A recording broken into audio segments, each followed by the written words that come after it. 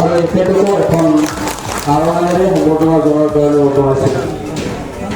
আৰু এই উদ্যোগতে মই নিজৰ পৰিচয় লোৱাৰ কাৰণে জনাইছোঁ আৰু এখেতকো এখন আৰমানেৰে সম্বৰ্ধনা জনোৱাৰ কাৰণে জনাইছোঁ আৰু ইহঁতকো এখন আৰমানেৰে সম্বৰ্ধনা জনোৱাৰ কাৰণে জনাইছোঁ যে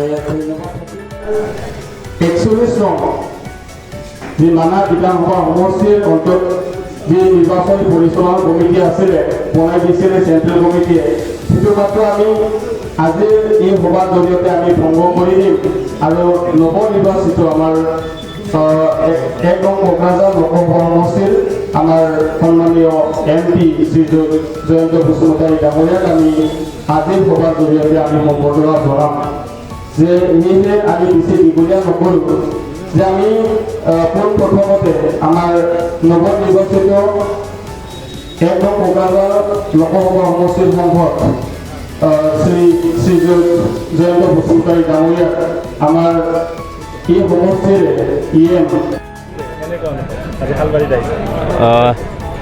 অনুভৱ ক'লে মানে পৰিসৰটো অলপ ডাঙৰ হৈছে সেইখিনিয়ে, বাকীটো MLA হিচাপে 3 বছৰ আছিলোঁ কাৰণে আৰু এইটো ৰাষ্ট্ৰীয় পৰ্যায়ৰ হ'ল, এইটো মই আছিলোঁ ষ্টেট লেভেলত, অলপ দায়িত্ব বাঢ়িছে, পৰিসৰো বাঢ়িছে, তো অনুভৱটো সেইখিনিয়ে।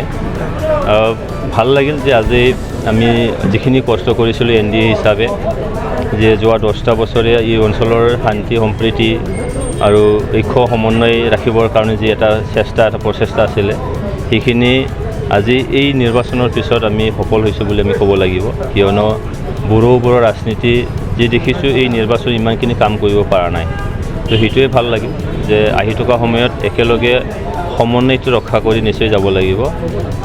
মৰ্যাদা হিচাপে জীয়াই থকাৰ যিখিনি সংবিধানিক অধিকাৰ, সেই সংবিধানিক অধিকাৰখিনি পাব লাগিব, সেইটোকে মই কামনা কৰোঁ। ৰাইজৰ কাম কৰিব পাৰিব বুলি আপুনি কিমান আশাবাদী কোকৰাঝাৰত? এতিয়া শান্তিটো আহি গ'ল, কাৰণ উন্নয়ন হ'বলৈ হ'লে শান্তি একেবাৰে অনিবাৰ্য। শান্তি আহি গ'ল যিহেতু উন্নয়ন নিশ্চয় হ'ব, আৰু উন্নয়নৰ কাৰণে যিখিনি কৰিব লগা কামখিনি আছে এৰিয়া ৱাইজত মানে বেলেগহে হ'ব পাৰে, তো সেইটো শপত গ্ৰহণ কৰাৰ পিছত নিশ্চয়কৈ আকৌ এবাৰ জিলা কমিটিবিলাকৰ লগত নিশ্চয় বহিব লাগিব। তো বহিখিনি কোনটো অগ্ৰাধিকাৰ হিচাপে আমি ল'ব লাগিব কামটো, সেইটো নিশ্চয়কৈ মই কৰিবলৈ চেষ্টা চলাম। নহয়, এইটো তেনেকৈতো নহয়। 6.3টো হ'ল কি আমাৰ BTR অঞ্চলত যিমানখিনি স্কুলবোৰ আছে ইয়াত বড়ো মিডিয়াম বুলি নহয়।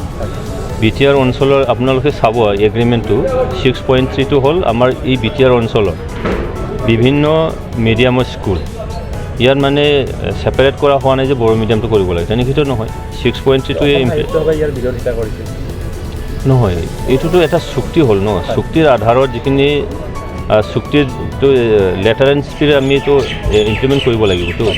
তো ইয়াতো অকল বড়ো মিডিয়াম বুলি নহয়, এইটো মানে ভুল মানে বাৰ্তা যাব যে অকল বড়ো মিডিয়াম বুলি নহয়। 6.3টো হ'ল কি আমাৰ ইয়াত যিমানখিনি স্কুল আছে যিবিলাক মানে নন প্ৰভিঞ্চিয়েলাইজ, কলেজটো বাদ দি, কিন্তু কলেজটো এতিয়া যিটো আউটাৰত আহি গ'ল, দেখা গ'লে যে 10খন কলেজ অলৰেডি লোৱা হ'ল, সেইকাৰণে মানুহে ভুল বুজিব নালাগে।